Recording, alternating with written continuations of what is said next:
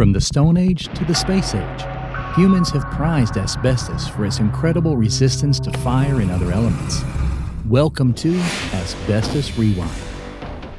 Hi everyone, I'm asbestos attorney Justinian Lane, and welcome to another installment of Asbestos Rewind, a segment where we take a trip back in time to take a look at the various ways that people used asbestos throughout history. For today, we're going to go to November of 1941 and take a look at an article published in Asbestos magazine entitled A Child's Book on Asbestos.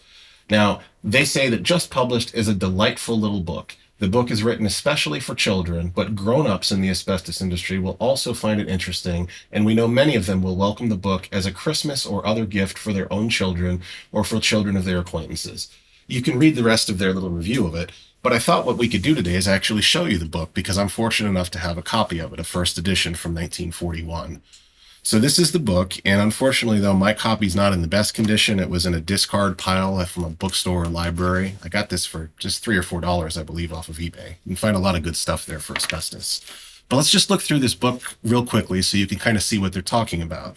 Keeping in mind, again, this is a children's book designed to be given as a Christmas gift. I can't imagine any children today would really enjoy this gift, but maybe it was a different time in 1941. The book opens up with showing these asbestos gloves where a gentleman is holding these hot coals in his hand to show off. And a really interesting bit of trivia, at least to me, is that Mr. H.W. Johns, who founded the Johns Manville Asbestos Company, this was one of the parlor tricks he used to perform in the 1800s. He would hold these burning coals in his hand with asbestos. So this is something that's been going on throughout history for a long time. And they want to give a couple of shout outs here. They want to, appreciation is expressed to A.S. Rossiter.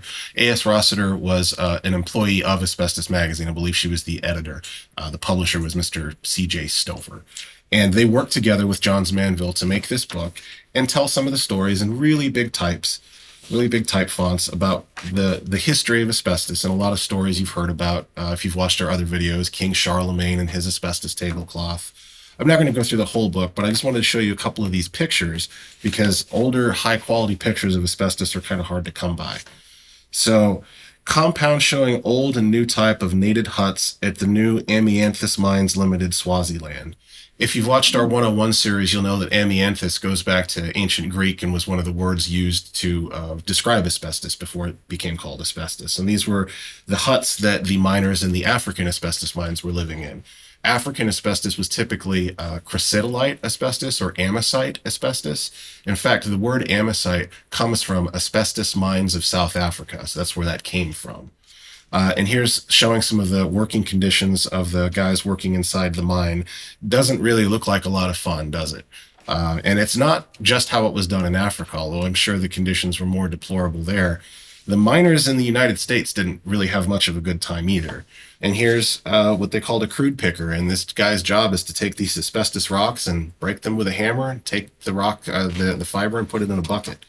Very miserable work. This is pictures outside of Globe, Arizona. And if you don't know, we actually have an office in Mesa, Arizona, which isn't far from Globe.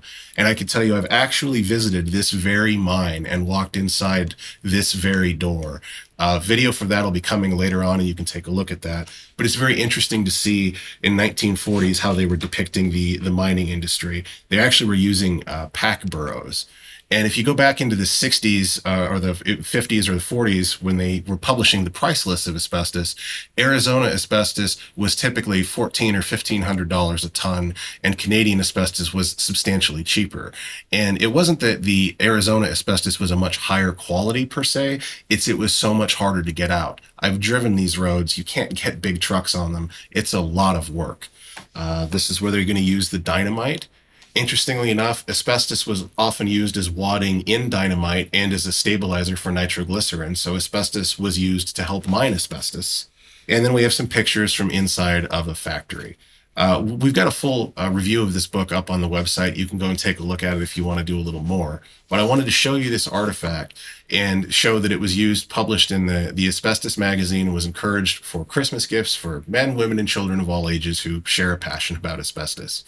What they didn't mention in Asbestos Magazine is that magazine had a policy of not printing anything about the health effects of asbestos. They worked with Johns Manville hand in hand to make sure that information did not get out. And they were willing to put their names on a book for children about how safe and wonderful asbestos was. So if you wonder how we ended up with this asbestos mess that we have today, it's because of things like that. So thank you for joining us today for Asbestos Rewind, where we covered the book Asbestos, a children's book. We look forward to seeing you next time.